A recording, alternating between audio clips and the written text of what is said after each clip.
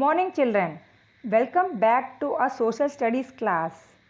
Today we will be looking into the ghats that are surrounding the Deccan Plateau from the eastern and western sides. That is Western Ghats and Eastern Ghats. Look into this map children. Now before we learn about them, let's know what exactly these ghats are. Remember, these ghats are also the ranges of mountains like Himalayas.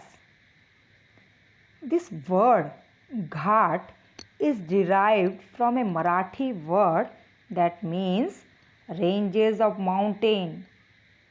So children, you can remember that the western and eastern ghats are also chain of mountains that lie only in India, unlike Himalayas, which are extending in Pakistan, China, Nepal, isn't it? So now let's study in detail about these western ghats. Children, when we observe this map, we notice that these western ghats extend from Gujarat to Kanyakumari, right? You all are familiar that Kanyakumari lies in the southernmost tip of India's mainland.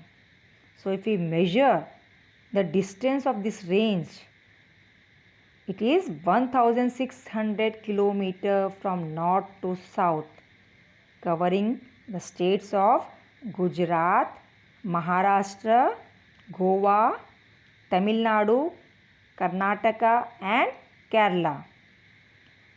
Beside these western ghats, you are seeing this green parallel coastal plain running, isn't it? So we have western coastal plain running parallel to western ghats. A narrow coastal plain is running here. This separates western ghats from the Arabian Sea. You can tell, even you can say the other way, that western coastal plains lie between western ghats and Arabian Sea. These western ghats, children, they are also called Sahyadri Hills, which means kind-hearted mountains. Now why do we call them kind-hearted mountains? Children, you should know that these western ghats are having variety of plants and many species of animals which you will find nowhere else in the world. So many species of animals. In fact, many sanctuaries and national parks are located in this region. In fact, these western ghats are included in the UN Heritage Site. And many major and small rivers of the peninsula originate in this region and flow eastward, journeying across the peninsula for hundreds of kilometers to pour their water finally into Bay of Bengal. As you have studied in plateau region, that the Deccan Plateau is sloped towards the east. That is the reason why all the major rivers are draining their water into Bay of Bengal. The highest peak in this region, that is Western Ghat, is Anaimudi, that lies in Kerala. And now let us know about the important cities of this region. See, in Maharashtra we have Pune, Hyderabad in Telangana, Bengaluru and Mysore in Karnataka. So these are the big important cities of this region. When we compare them, these western ranges or western ghats with other ranges, they are older than Himalayas and younger than Aravalli. So remember that Aravalli range is the oldest range in India, which lies in Rajasthan. We have studied in previous topic, isn't it? Thar Desert is surrounded by even Aravalli ranges. Now, further when we proceed to Eastern Ghat, which lies towards the east, we are seeing, we come to know that these ghats begin in West Bengal and run through Odisha, Andhra Pradesh, Telangana, Karnataka and Tamil Nadu, covering the distance of 420 kilometers.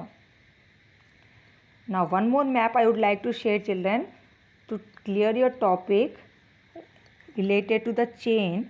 Here we see, when we see, unlike Western Ghats are continuous chain of mountains. But if you come to Eastern Ghats, children, you see they are broken chain of mountains. That is, they are separated by the major rivers of peninsula like Mahanadi, if you see in Odisha. Then when we come southwards, there is Godavari and Krishna, which flow in Andhra Pradesh. Then you come down to Tamil Nadu, we have Kaveri.